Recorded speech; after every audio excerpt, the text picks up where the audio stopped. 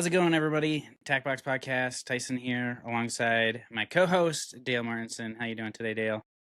Hey, I'm good, Tyson. What's going on there? Hey, not a lot. We're mid-September. Puppies are growing. Just living the life at this point, getting ready for the fall stuff. Watching you go to Lowe's and buy Christmas stuff, it looks like. Well, hey, you're wearing blue plaid, so there you go. I mean, what more do you need to bring in fall, right? Yeah, pumpkin spice. I mean, that's about it. There you But go. Here we I go. don't really get into that. So, yeah, we're just... Yeah. You went to Lowe's and there was Christmas stuff? Tell me about this yes. picture. I mean, so like that whole, which was one of my favorite Christmas stories with Herbie the elf that wanted to be a dentist, that didn't really want to be and they had the Freeze Meister and all that stuff. I was like, oh shit, this is vintage stuff here, folks. But that's the good thing about the holiday cartoons; they don't ever go out of style.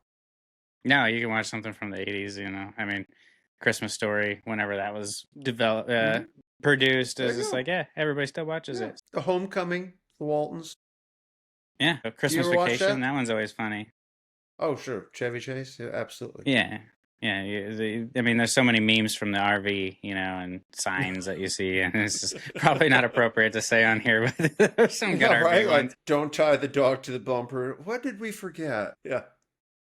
Yeah, really good for a dog talk podcast. Let's talk about forgetting the dog tied to the bumpers. Yeah, no. So today, I want to talk about litters and specifically themes. So it seems like everybody does themes for naming puppies. Sure. So let's talk about theming, how we come up with names for puppies, registered names, how to even register a litter.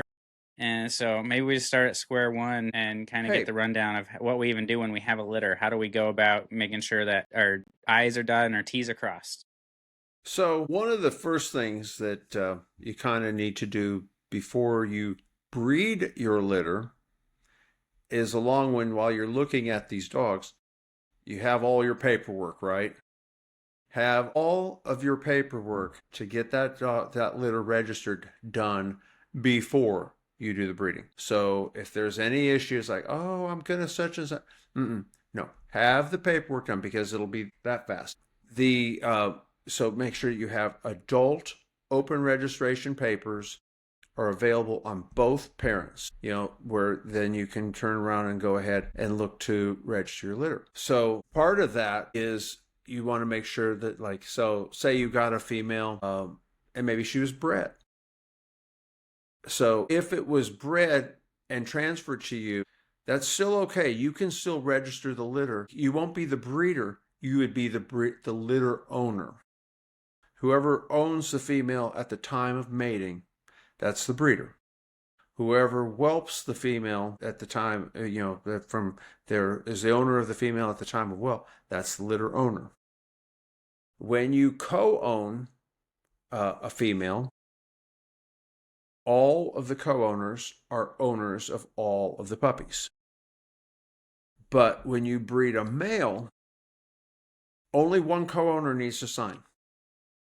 So if you have a dog and you co-own it, and there's other co-owners other places, whoever has possession of that dog, if their name is on that paper, they can sign. And that's okay. That's a rule. So you can automatically go ahead and do that. That's another thing. But you should know your paperwork before you do the breeding. It's important. Very important, yeah. I mean, have your ducks in a row. Well, and then if you have a co-ownership on that female, everything you do with that female that you co-own involving those puppies, you have a partner with, because they own that dog as much as you do when they own all of the puppies. So even for some reason, if you're not having a greatest of relationships with your co-owner, don't breed that female. Because instead of one dog that you're having an issue with on ownership, now you have 6. This is not making it better. It's like the preparation H commercials. When you have this, making it this isn't better. So I mean, you want to get all of that squared away up front in advance before you breed her. So let's just assume you've got all that done. You got all that done. You've had your litter. They didn't all die. And you got on the next step. So how old are your puppies? 2.5 weeks. Eyes are open. Eyes are You've open. already started taking pictures of them, documenting Started taking them. pictures, documenting, Absolutely. weighing. They're starting to get up on their feet a little bit, move around just a little. I mean, they're cruising around, but not completely up on their feet. Yeah. Yeah. So army crawling. one thing, depending on your breed, how many puppies they are, how early they are to let go, or how early you need them to be gone. Because with the chin, if you want to, you could keep all 4 of them for 6 months. It's not a big deal. If that was like 9 or 10 or 11 Siberian Huskies, you might not feel that same way. So the earlier you want them gone, that you're going to make early cuts as to what you're going to keep, earlier you need to start advertising them. So the American Kennel Club has a really good online kennel books system where you can go on and you can register your litter, and they'll put you, and you can, at that time, you can buy a marketplace ad, or if you're a breeder of merit, you'll get 1 or 2 for free or whatever. And you can get your litter on there to start promoting it. So, because once you start going, I don't need another male, I don't want this color, whatever your cuts are, you can turn around and start offering those puppies and start taking deposits on them. Once you kind of know that everything's going to be okay, you kind of like if it's a big fat puppy and doesn't have a big open fontanelle and it's growing normally, it's probably okay to go ahead and take a deposit, once they get going. But that is it's important, because once you accept money on a puppy, you should have that puppy registered, because it becomes a title piece of property. And so there should be paperwork corresponding with that dog. If, makes me break out in hives when people have puppies and they're selling them and they haven't registered them yet. That's not good. That's not the way you should have this done. At the point when you start taking other people's money, that's professional. You should have that in the can, have that litter kit going where you're going to say, I've took this, you have contracts and everything, so you can start working on that litter unit as soon as they're old enough that they're going to live. Yeah, well, that kind of just goes into what my question was going to be. So it's like, is that like breed specific? Because I mean, like talking with Japanese Chin is like, yeah, we could have 4 birth, and then if we run to our computer and we register this litter, and then at 2 days old, we have one that fades and maybe we lose one. Well, now what? So is it kind of like where you want to wait until okay, they're a couple weeks old, they're going to live, we got a solid litter here, now we should register them? I say by the time they open their eyes, that you should go ahead and probably get it going. Because, start the process once, because by the time they open their eyes, and if they're gaining weight and they look good, you can register them at that point. You don't have to, you can do it all online.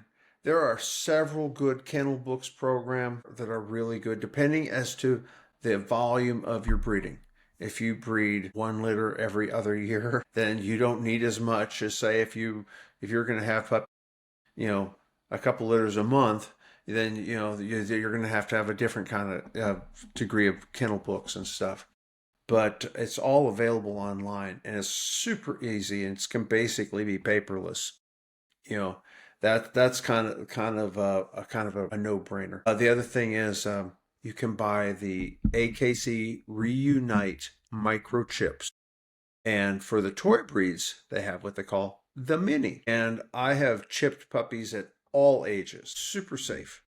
Done thousands of them. Doesn't have no problem with that, because if you have a couple litters at the same time, or if you have like multiple, whatever, or if you're switching puppies around on one litter, one on another litter like that, have a chip in them. Once you take somebody's money for a puppy, I like to make sure I have a chip in that puppy. So it's like I have their sales contract, their chip number down, everything kind of all together. Because like once you have, and I tell people, it's like, this is the puppy, this is the chip, this is such and such. Because sometimes when people put a deposit on a puppy, and then 6 weeks later when they get it, they go, "Is that the same dog?" Well, that's a short conversation when the dog is chipped. When you can, yeah, when you can say you're putting deposit down on this puppy, here's its chip number, and then 6 months later, is that the same dog? Well, scan the chip. Yep, same dog, same chip. yeah, same chip. It's kind of an absolute. Can you chip at 2 weeks old? Like, is there an age thing? Like, if eyes are open, chip them. Yeah, you can chip them anytime you want to. It doesn't really hurt. It's super easy. And especially like for the toy breeds where they have those little mini chips. And along with that, you get the barcode stickers and you'll get the little microchip tag. I put all that together. And they send you like 15 barcodes per chip, which seems like a a ton of barcodes. My gosh. It is a lot, but if you want to put one on the shot record, you want to put one on the litter record, you want to put one on the registration certificate. If you want to give one to your vet, one to your groomer, one to your neighbor, I don't know. I mean, it's a lot, but sure, people probably find use for them. I'm sure there's some reason to have them, but it's good information to have. When people ask me like, where should I keep it? I'm like, put it in the silverware drawer. Dog's missing. At least like, okay, it's in the silverware drawer. Open it up underneath there. There's the chip number. I mean, it's as good a spot as any. But yeah, that's a good thing to have on hand. But you want to get your paperwork done. You want to be current on your paperwork. That's a really important thing. And I think whenever I deal with somebody, if they're good on their paperwork, I tend to get a feeling that they're good on all of it, like they're good on their animal care. Because if you're good on your paperwork, you're probably good on your shots. If you're good on your paperwork and your shots, you're probably good on your imprinting.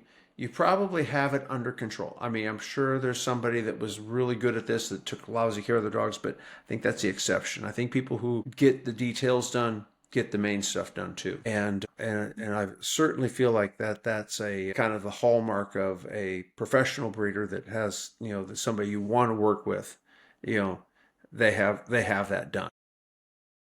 Now, go ahead. Hey everybody, sorry for the interruption, but I just need to take a moment and remind you to subscribe to the podcast on your favorite podcast network, wherever you're listening to this right now. Make sure you're subscribed. Hit a thumbs up button. Make sure you show us that you like this content, that we're doing good. Help us grow. We really appreciate it. Thank you. Now back to the show. So when we're registering our litter, we're on AKC's website, right? And we're going through the register my litter section under my AKC, and we're following all the prompts and we're doing everything. I believe we can prepay for registration or not prepay. What are we doing in that spot? What's the difference? Why should we do one over the other? So they have a couple of different ways you can go about doing this. You can it's kind of like going to Sonic. You can kind of pick it how you want your to go. So you can get a litter pedigree if you want pedigree forms for the puppy, or you can not do that and just print them off the internet, or you can do like I do and write on a scratch paper. It's out of Pierce, and that was it's out of Espionage, and that way I don't tend to pay for things like that. But if you do want to pay for them, great. I'm sure someone would love it. That's up to you. You can go ahead and prepay the registration on the puppies. That's very nice. And then when you sell the puppies, you could add that price onto the puppy. Just say, hey, it's already registered, so I'm going to sell, and just include that price onto the puppy. That way it's done. That's very good. That's not a bad thing to do. You've got options like that. I go ahead and I register mine with the chip, so when they send in to register the microchip, they also register the puppy at the same time. That's a good way of doing it. It just kind of depends how you want to do it. When they register the microchip, then that's kind of like, you remember S&H green stamps? Yeah. You remember that? Okay. If you see one of those signs floating around, that I would like. Side note. The S&H green stamp theory on the chips is as you sell, and that's my friend Jamie that was calling, who's clearly not watching the podcast because she's calling me. Anyway, with the S&H green stamps and with the Reunite chips, they give you credit. So as you buy the chips and as people register the chips into their name, you get credit towards free chips. Very cool deal. Because that means if you get everybody to send them in and say, get those chips registered, you're not paying for chips for your dogs, which is, I think it's excellent. I like that. That's a motivator for me. And so, I mean, to check that out, AKC Reunite. But, it depends how you want to do it. It's all good. And I think that, if you want to do the prepaid, that's excellent. Can't go wrong with that. I don't, but I tend to register mine young so I mean, I don't. But if I was, depending on how you were going to sell them, what age you're going to sell them, and all that stuff. So I mean, you just have to figure out what works for you, and then go ahead and do that. And you should be able to figure it in the price. Yeah, there's kind of an amount of work that's there, right? Like if it's like I want my puppies to go to the buyers, chipped, registered. I'm even going to register the microchip, so I know that's registered. My name's on there as like a secondary or whatever. It's all just handled. It's a marketing aspect for me of your puppy's going to come registered and, I'm going to register it in your name. It's going to be microchipped, registered. You're not going to have to pay $1 for it. Yeah. So, I mean, it's a marketing ploy, but that's taking on more work yourself. So like, yeah, if you're putting out one litter every 2 years, sure, you can handle that. You're putting out a litter every month. Can you keep on top of the paperwork? Yeah, it becomes a lot harder. So, and then obviously there's the financial aspect of, do you want to add the $60 on top of that? Do you want to just say that's my marketing budget is I include all that already in the price of the puppies? Maybe that would get somebody that's going, I'm looking at this or this, but this guy, I get those already done, that kind of thing. And AKC also offers pet health insurance. They have a pet health insurance program, which I think is really excellent for people living in coastal areas or places where they can't get, I mean, because there's places in the world, we live in the square states, where our vet costs are not that high, but we're selling to it's a global community. I mean, they might be paying $1,500 for a neuter that we're paying $200 for, less than $200 for. So that pet health insurance might be a really good thing for to be offering your customers, and also encouraging them to follow up through, like I say, hey, call around, get a feel for what your vet costs are going to be in your area, and maybe pet health insurance is the right call for you. And I think even when somebody registers a dog in their name, like AKC sends an email like, here's your registration, blah, blah, blah. And then they like give you, like, you can sign up for like 30 days free of pet health and the health insurance, but you're subscribing to the actual plan, but they give you 30 days free. So, there's a lot of perks with it. I love that AKC Reunite just because it's like everything's just tied together already. It's like tied right in there, one system. I hate 10,000 systems at different places and things, and the microchips it's not like they're any more expensive or anything. And you can find cheap chips online, but are they going to work with what scanner and all of that? Well, then, and also is like, yeah, they might be cheap, but how much cheaper? And then if you're getting free ones, how much cheaper is that? So often. Yeah. How much cheaper does it come out when you get free ones for so many registrations? And then this is probably a completely different podcast, but like microchips, like I've seen and heard, like they're coming out with microchips that have temperatures in them where you can just scan it with the thing and it tells you the dog's temperature too. And like my brain gets to ticking as like, I wonder how accurate that is. Like I imagine it's gotta be pretty accurate. It's I don't know. Well, look at your watch tells you what your blood pressure is, and the chip is actually inside the body, so they probably are pretty.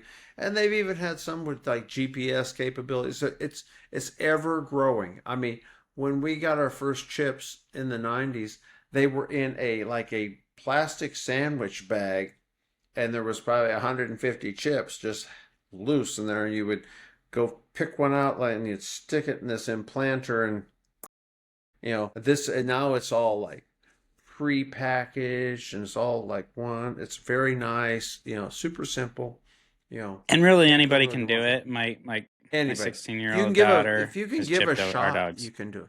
Yeah. If you can give a Yeah. shot, you can do a chip. Watch one, do one, teach one. It's not rocket science. No, it's pretty easy. So we got our dogs, our litter, we got it chipped, registered. Now, do we need names to register, or are we just registering Okay. that these two Okay. dogs had litters?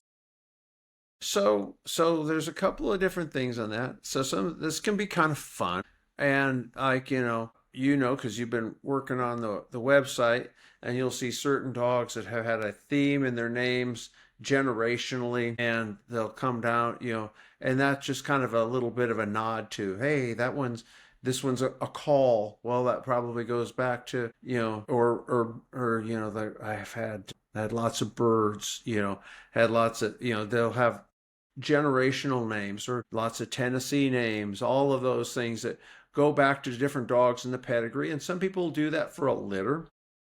Fun fact, in a lot of the European countries, like France and what, they do every puppy in a certain calendar year has the same first letter of its name in the alphabet.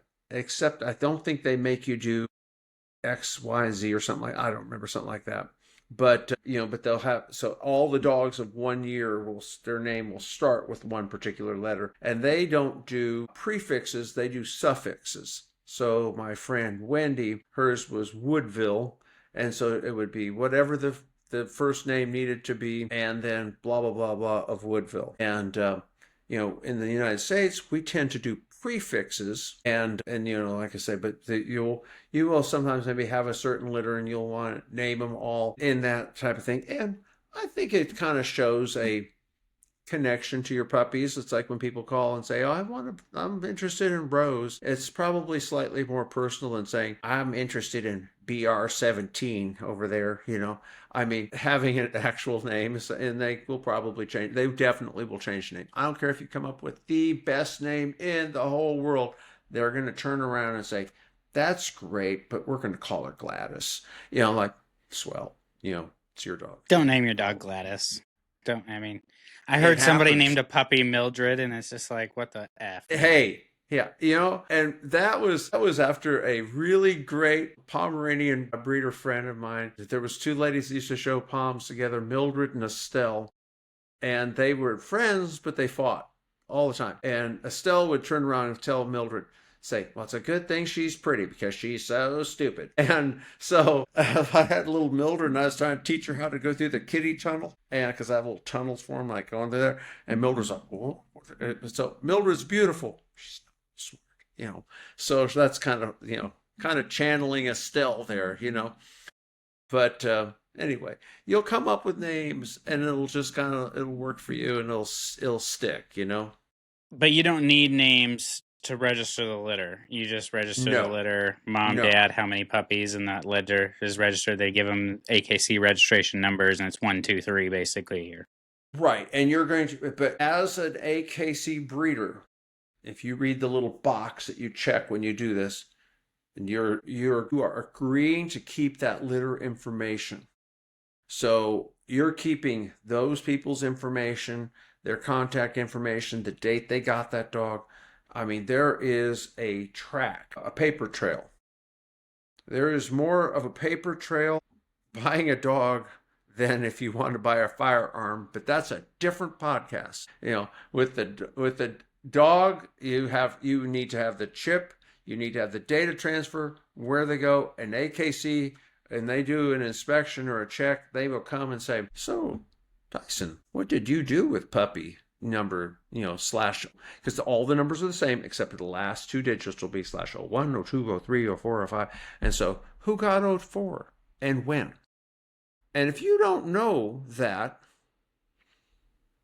I'm not going to say they're going to pull your plug, but if you do it wrong too many times, that's on the table. So does AKC's website, does the breeder toolkit handle all that if you are filling it out? Yeah, you can either print it off and do hard copy if you like to do that, or if you want to do paperless, you can do the toolkit. This is 2025. Yeah, we don't. Yeah, like filing cabinets. Yeah, I don't do any. I have folders for the dogs. I have their information on them. I keep the pertinent things I need to actually have. But it used to be you would get, and if you register the puppy hard copy, you'll get like a litter kit, and there'll be like a litter disposition sheet, and you'll put like the 01, 02, 03, 04, and you put down where, when, all of that.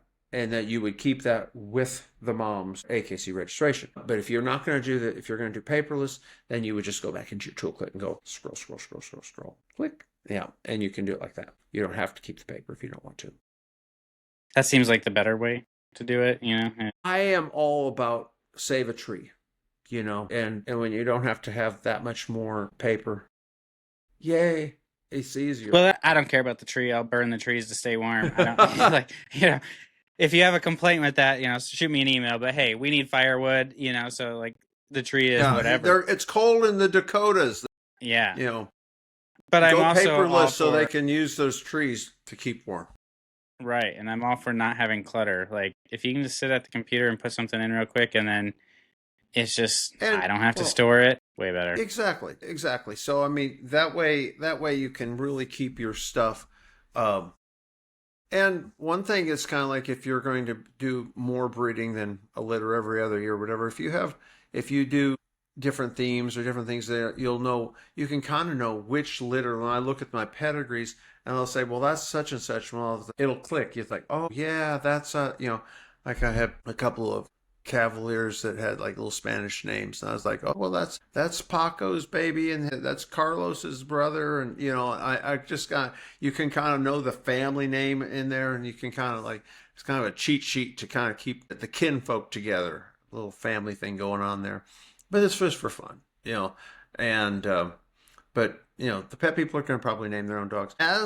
When you sell an open paper, this is probably a valid question. Probably quite as random as some of the other shit we talk about, but this is actually important. When you do an open paper, a full registration, and you're a breeder, you need to tell the person, if you're selling a show breeding dog to, up front, this is discussed, decided, and agreed upon up front.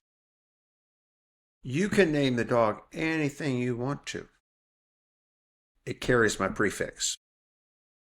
It's going to be, it's going to be Touche or Castlemar or whatever, and then you can name it whatever you want to. If you want to work your name in there somewhere, cool. But that should be discussed in advance because you don't want. And it needs to be discussed, right? Because if you sell me a puppy and you send me the registration and I go online to register this puppy, I can name it whatever the fuck I want.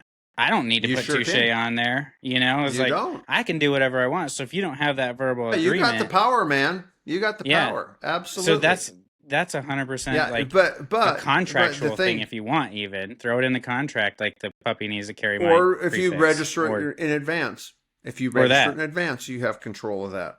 You could do that right there. But usually, most people are pretty cool with it. I mean, like I've had a couple over the year, but it's kind of like this. If I was talking to someone about an open paper dog and they said, you don't need to put my name on it, I'd be thinking, they're super proud of this one.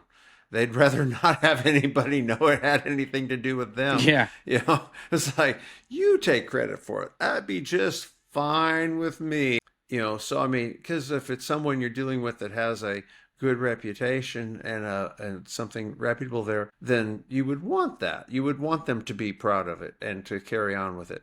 So, that would tell you to go ahead and add that, have that discussion beforehand. And that's also slightly off topic, but it's also when you do stud services. If you're going to take a puppy for a stud service, is it going to carry the stud owner's kennel name or the bitch owner's kennel name? And, that's something to be discussed in advance, and whatever the policy is, that's what you're going to do. Like for me personally, if I take a stud puppy and it's out of my dog, I name it. That's what I do, because that's what I consider that kind of like it's out of my dog and I waited 4 months to get it. 2 months for carrying it, 2 more months there. It might not have been any good. So if I win the Powerball and patiently wait for all this, then I'll probably name my own puppy. But so what if if they don't want to do that, then you need to work that out beforehand. So if I have a bitch and I want to use one of your dogs as the stud, your rule of thumb is your kennel name because you own the stud? If I take a puppy for the stud service, if I go say, you can breed to my dog, and I'm going to take POL, pick of litter. These are some old breeder terms that would be on paperwork. So you don't care about the kennel name unless you're getting a puppy back out of it. If you get a puppy back out of it, then it's like, I want the litter to have my name on it because I'm bringing a dog back. I don't care about the rest of the litter. I don't care about the rest of the litter. That's a you thing. That's not my problem. But if I'm taking a pick of litter, a POL puppy, then that's probably going to carry my kennel name up because I waited for that. And which only makes sense because it's going to be in your kennel going forward. Right. You're right. And now if you want to include their name in it, that's something you can negotiate, if you want to or not. But, that's got to be discussed in advance because otherwise people have had big, hairy fights over this. And whoever sends that paper in, that's who is the decider. So if it's super important to you, then go ahead and register it before they take it. But if you have somebody that you are working with and you have a relationship with and go say, hey, put my kennel name on it. And they'll go, okay, cool. And 9 times out of 10, they'll do it. They'll do the right thing because they know you're going to find out. You're going to be pissed off. But, that kind of thing. And as far as once dog has been registered, it can still have the name changed if the breeder agrees to it. The bitch owner, if they agree to change it up until it has been shown and one blue ribbon, because otherwise if it's been shown, then you're not going to get to change it. But if but up until that point, you can send it in and you could change that name with their permission, which is fine. Like the other day, seems like a lot of shit to go through. I got a dog back the other day from someone and didn't work out, blah, blah, blah. And I was like, oh, well, I'm going to change it back to the name it was when I was going to keep it. And they showed it. No, I'm not, I'm going to keep that name, and then it's like, all right, there you go. That's part of the game, but once it goes to the show, it's all done with that. That's the dog's name for here on in. In foreign registries, like in Europe and all that, you can add your affix on the end. So you buy a dog, and then you can just put your kennel name at the end. And whoever bought the dog, the next time they could add their, you can keep adding that on there. But so would it be like at Touche, at Castlemar, at this? Like if the dog sold like 5 times, it'd be like at this, at 5 this. 5 times, it's like, yeah, there you go. Here you go. Keep on. And, it's like that dog's moved around, So those are all just little fun things there, But I do think that, the naming them and stuff is kind of good. And I think it's important. I think names are important. I think it's fun. And I mean, certain dogs' names will just stick in your mind and you're like going, yeah. I don't really love it when a dog's name is a conglomeration of 3 or 4 kennel names. I've had a couple of those myself and I'm like going, oh, that's a great name. It's just a block of kennel names, but everybody wants their credit. So whatever, it's all good. I feel like sometimes you go into a litter and you're like, the theme is going to be football. You go off of that, and then sometimes you have a litter, and it's just like you have 0 theme ideas, and all of a sudden, just like this litter that I have right now, I didn't really have a theme picked out, nothing like that, and it was just kind of like I started calling one of them Bruce, just out of fun. I was just like, this little Sable boy, yeah, he just looks like Bruce, and so and we just all started referring to him as Bruce. So it's like his name's gonna be Bruce now. What is it gonna be? Registered name? I have no clue. But his name's Bruce. And then we have another one that somebody's wanting, and they want to name it Lilo or Stitch or something like that. And I was like, oh, maybe we're going with the Disney theme. There's a Bruce on Finding Nemo, and so it's like it might be some sort of Disney theme. Who knows?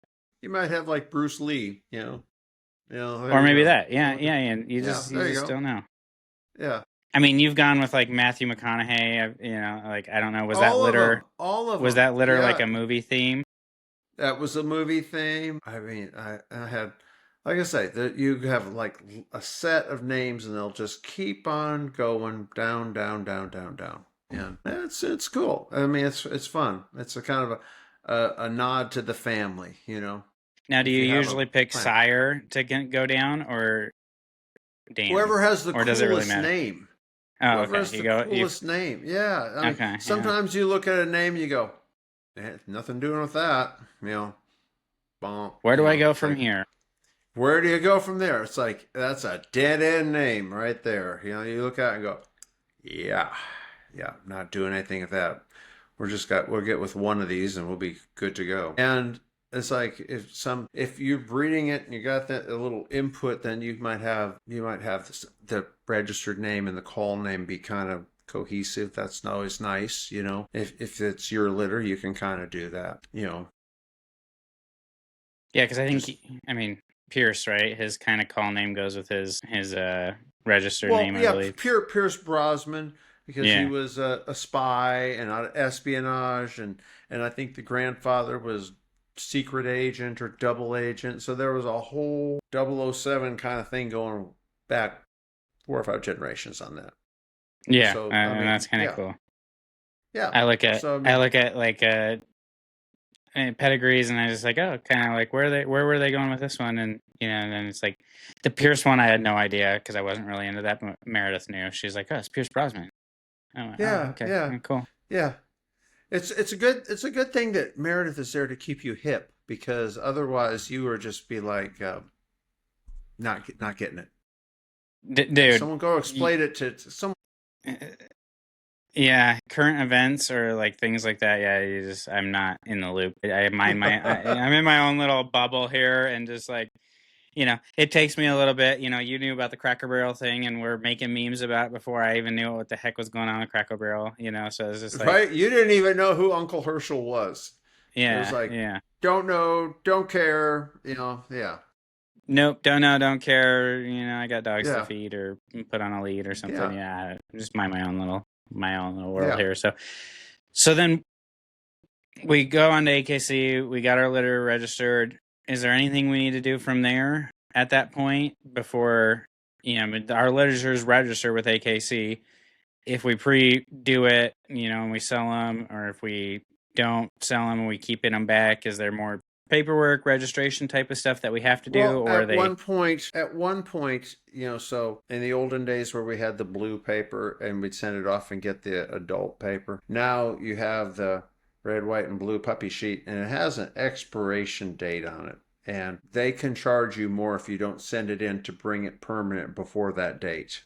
So there's kind So is that why you'll see like puppy? You'll have like puppies born in June, but then when you buy the puppy, it like the registration date on the certificate says like September, because they waited until September to actually register full registration. Right. Yes. Gotcha. Yeah. So that's the and that date issued. It says the issue date on your paper. So, like, if you were going to send somebody pictures of... Don't ever put that on there. Cover up your issue date. That's like the key to everything. Cover your issue date, because that's how you get into all of your stuff. So your issue date on your paper, because they can go on, anybody can go on an online catalog or look at any kind of anything, and they see your dog's number, they see his parents' name, his breeder's name, all that. But they can't really do anything with that dog's information unless they have the issue date. And the issue date is the kind of the magic key. So don't give out your issue date. Not necessary. So like when you go to, if someone's going to register a litter, do a stud service, whatever, they're going to go ahead and you're going to put in the stud owner's, the dog's name and the owner's email address. AKC will send them a link. They go on, they will enter in the issue date on the stud dog, approve it, and you'll get, because only the owner of a dog has access or should have access to the issue date on the papers. That's almost like the dog's social security number, kind of, because it's like if you can Exactly. pretty much do anything if you have that issue date. And I've done it before. I've mixed up a call name or a registered name, but I had the issue date. It was a puppy from the same litter, just had the wrong registered name and took ownership of a dog that technically, nope. But I had the issue date, and that's all you need. You can do anything with the damn issue date. That's it. You do the issue date, you're in. You're in. You've gotten by the home security system. You are now in there. And so if something that is new to dogs, AKC dogs, is the online transfer of registration of ownership. Now, you're technically still supposed to send hard copies to everybody and sign them and have them in hand. I would like to say everybody does that. I think you might be the only one. I don't know. Yeah, but I think maybe not so much. But anyway, what happens is you send someone, you transfer over a dog into your name, you have the issue date, you transfer it into your name, change the ownership. The people that were listed on as owners get an email from the Kennel Club and says, hey, taking that dog out of your name, are you okay with that? And if you do nothing, it just goes on through. If you go, what? Wait, what? Stop. No, I am not okay with that. Then you go, and then all of a sudden it goes, boop, boop, boop, boop, and then everyone gets this dog is now frozen until they get that little hiccup worked out where everyone's good with what you want it to do. So that confirmation goes to whoever are the listed owners on that. So when you're registering dogs, make sure you use a really good email. Nowadays, I don't think people change their email as much anymore, but you remember like back in the late 90s, early 2000s, where it's like wherever your internet service was at home, your email address was like at blackhillsfibercom.com. It's like everybody used their internet provider. And then, when you switched to internet providers or they went bankrupt and sold out, then it's like, crap, now I lose my email address. Thankfully, now I think everybody's kind of like getting solid with Gmail and I guess Yahoo and I don't know, Hotmail from the 90s deal. Hotmail. You've been taking some letters. If you got a Hotmail address, you're solid. I think Yahoo is about the same too. If you got a Yahoo email address, like probably been around because nobody picks Yahoo or Hotmail anymore. They go to Gmail or iCloud, it seems like, or whatever, So it's sure. Nobody picks. If you got Hotmail or Yahoo, you're over 40. Yeah. Don't mess with us. Life in prison doesn't mean much to us at that point. Yeah, we don't have a long time left.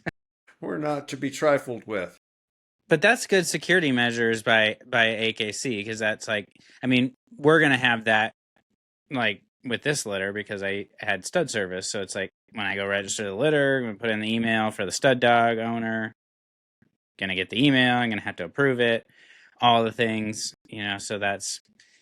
How much of that, like, is there a time frame on that before, like, what if the stud owner doesn't answer or something like that? Is there, like, a time frame where it automatically just goes through? Because that could screw people over, too.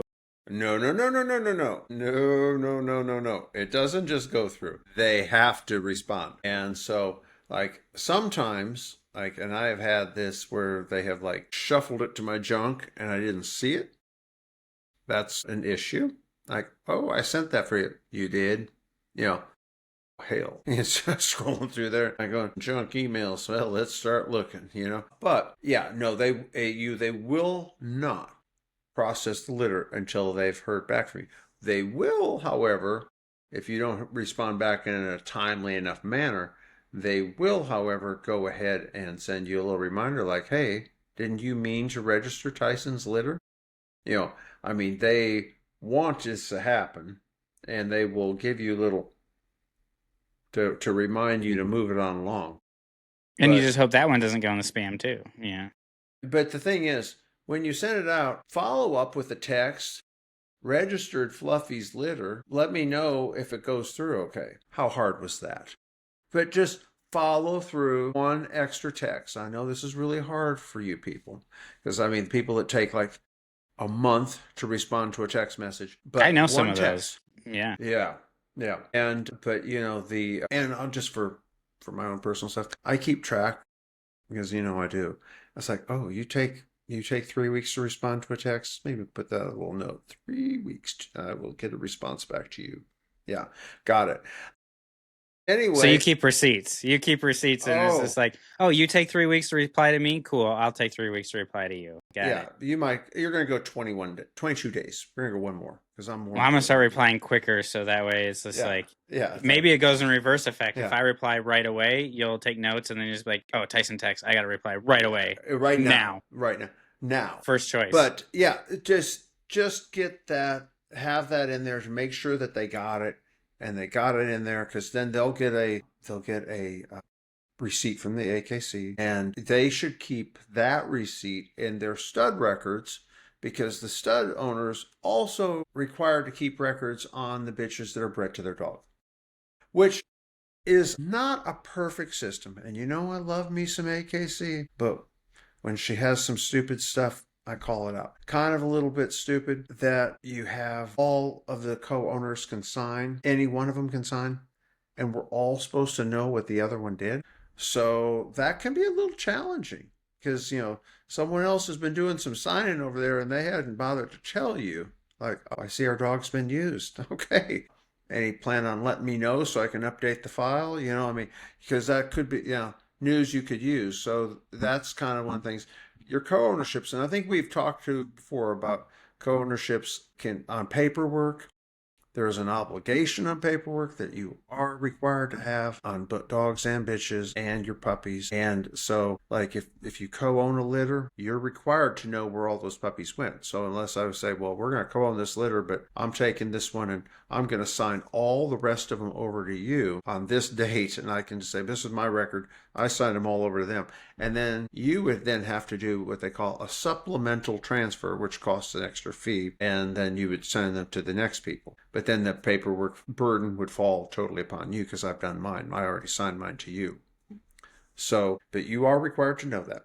You are required to know when, where, why, how, who, all of that for a few years. Well, and then there's also the aspect of, say, you and I co-own a stud, and somebody we've never DNA'd him, but now what? 5 litters in a year, and he's got to be DNA'd. So if we're studding him out, 3 litters in a year. So if we're studding him out, you're studding him out, and I have no clue what's going on. It's just like, and then all of a sudden we get slapped on the wrist or whatever happens, or we can't register a litter because it's like this dog doesn't have DNA on it, and now, Yep, you're gonna get. I mean, you just create a cluster. I'm gonna get an email probably like, "Hey, your dog needs to be DNA because it's got so many registers." You can't register process this litter. Right. You got to do DNA. And I'll be like, what? What are you talking about? Although one thing now that's kind of cool is when you buy the DNA online, you put in all of the dog's information. And so it starts a DNA file, a little profile on the dog. And so it'll like, as soon as it has it received, you'll get an email and say, hey, we got Lucky's DNA and we're going to release the stuff. Otherwise, you could go ahead and say, this DNA can take months to get back, and you might want to have them registered before months. So again, those little things, doing it in advance, definitely will help you be ahead of the game and come off to be the kind of person people want to deal with because you got your stuff in a ball.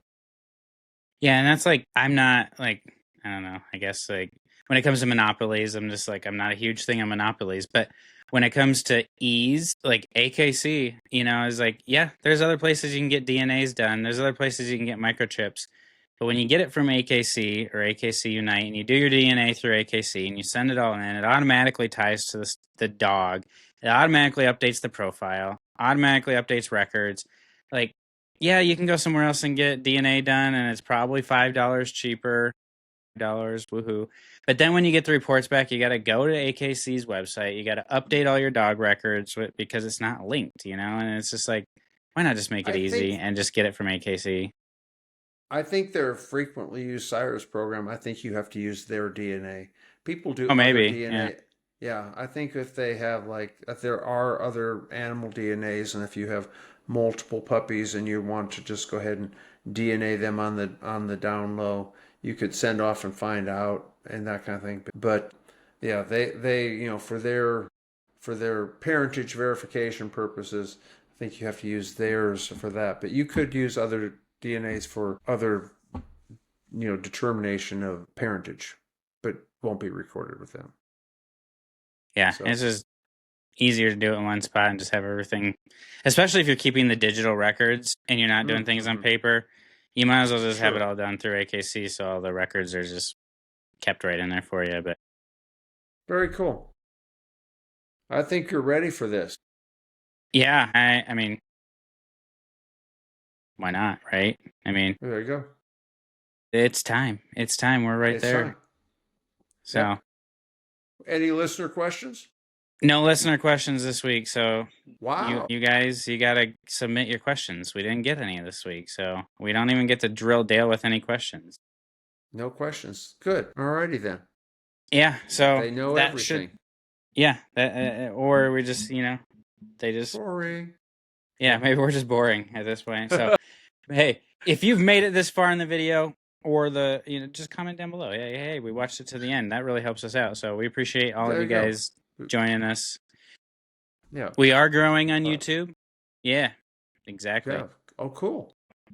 Thanks for joining us on this episode of the Tackbox. We're up to like 260, 259. I don't know. Not bad. Not enough. Not bad. We need to hit 1,000. So tell your friends, tell your family, get grandma to listen to the podcast. Like my grandma listens to the podcast. Yeah. Grandma Mildred, we love you. Yeah, and Estelle, we got this, Estelle, we do. All right. Appreciate everybody joining and listening to our babbling for an hour. Have a great day. We'll talk to you guys all soon. Bye now. Bye-bye.